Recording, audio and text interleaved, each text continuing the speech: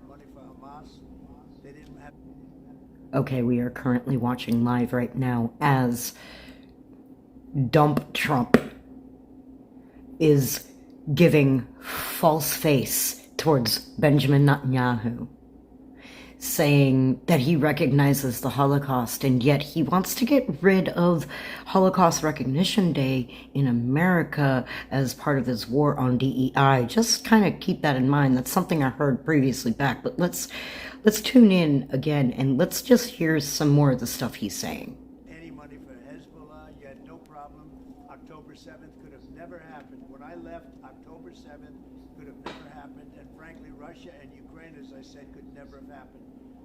They became very strong very fast. They sold massive amounts of oil to China and everybody else who would not buy the oil when I was president, because we said, don't buy the oil.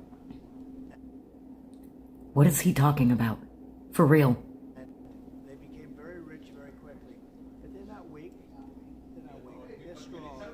Doesn't mean they won't be weak. But you know what? We just don't want them to have a nuclear weapon.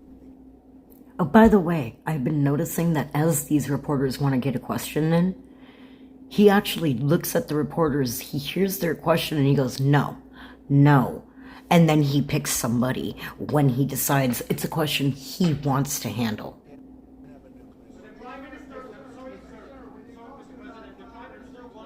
Pay attention here. You don't know what he wants. What do you know about anything? But is that option is on the table? President Trump, is that option on the table? No, could be other places too. There are many people that have reached out, many countries, many leaders of countries that have reached out that would like to participate in that. It doesn't have to be Jordan and Egypt, but I think it would be also Why isn't Netanyahu getting a chance to talk? them. Mr. President,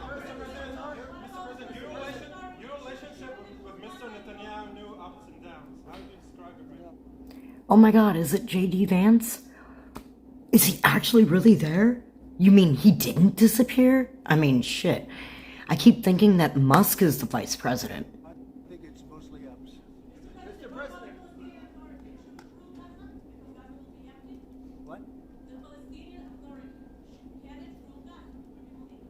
Well, it's had a pretty hard time, wouldn't you say? I'd say it's had a pretty bad time of it. Mr. President, Qatar has What? criticized in the past as a funder of terrorism, so as the Prime Minister, do you think they're part of the solution or part of the problem moving forward? I think they're trying to help. Qatar is absolutely trying to help. I know I'm gonna have to look up what Qatar is. everything they can. Very tough situation, but they're absolutely trying to help. will you Okay, visit Israel? thank you very much, everybody.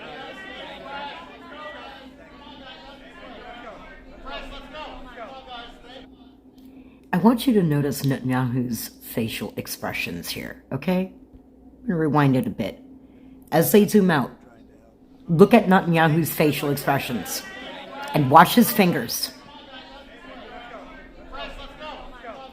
Watch him. Look at him.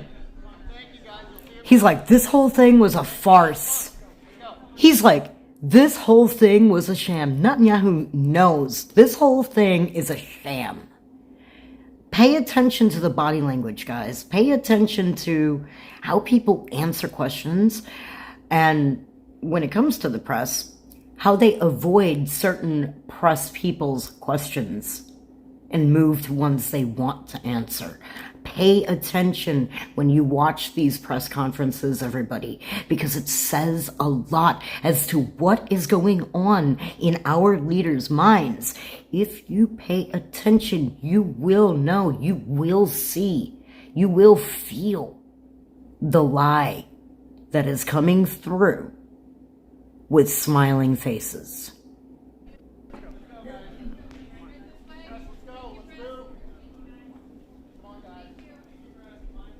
You see how abruptly they always end the press conference?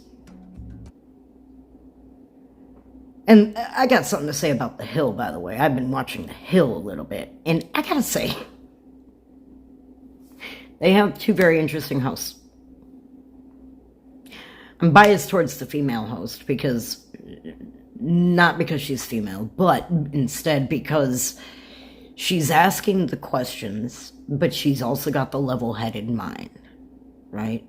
She can see why the Republicans want to do specific things, But she also knows the way they're trying to pull it off is illegal. It's wrong. It is immoral. And she's pushing the issue. Now, the other host, the dude, what is up with that Alex P. Keaton wannabe little boy trying to play in the big boy leagues? I am twice at least his age. And he doesn't know anything. He really doesn't know anything. Because, he actually thinks that, well, if we couldn't get it done legally, then why not try to do something like this? Okay, there's something wrong with that mindset. This kid is too young to understand. And I think he needs to go back and restudy Watergate and the weird dismantling of certain things and what happened to us when Reagan got on board. I mean, and then we've got the whole thing about, mass deportation happening, and like, that just feels like back when, I can't remember who it was that was in the presidency, because I'm not that great with history as far as names, but I am great in remembering the situation when I learn it. And that is during the time of World War II, when Jewish immigrants were coming to our country, we were turning them away and telling them, go F yourselves. So, I mean, we have a problem here. We have, something happening. Am I a Democrat? Am I a Republican? Am I an independent? I don't know what I am. I've never really truly been interested in politics, but there's something happening right now that I can see affects everybody. Not just me. Everybody.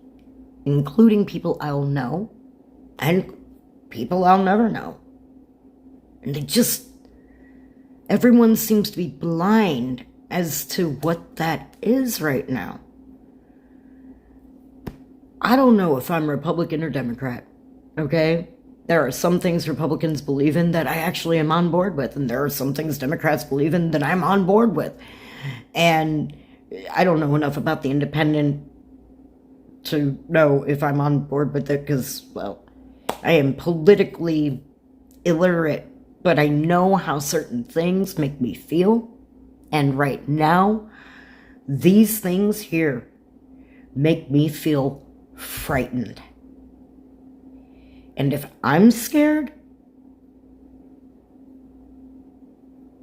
and I don't pay attention to news and politics, and I'm scared, then maybe you should be too. Maybe you should be too. Democrat or Republican or independent or white or black or Hispanic or immigrant or citizen or illegal alien. I guess immigrant is kind of citizen in, I don't know how they break these words up these days anymore. All I know is that every single individual who is not super financially well off now has skin in the game. Everyone. Remember the 99 versus the 1 Wall Street stuff? Well, let that be the foreshadowing of what is now, and that is just a taste of what you are going to see here. Because it ain't just about the stock markets at this point, or the banks, or the housing market. It is about your retirement. You working citizens of America. It is about your wouldn't be homeless because they have Section 8 because for some reason their jobs won't give them full time anymore because they work in food industry stuff. You know what I mean? Okay. It would mean a whole lot of them, because there's a whole lot more of them than there are of you well-off working people. And guess what? You think the homeless crisis, or as the right likes to call it, infestation of the homeless invasion, you think that's bad? Let me tell you something. If none of you stand up to do something about this, then you deserve the homelessness that might come upon your doorstep. Because guess what? 800,000 homeless is nothing compared to half of the American population losing their homes all at once because they cut off aid to Section 8. That Section 8 and those food stamps are preventing you guys from having to see the faces of the destitute begging you for money. So you better get off of your butts and start doing something now. Good night.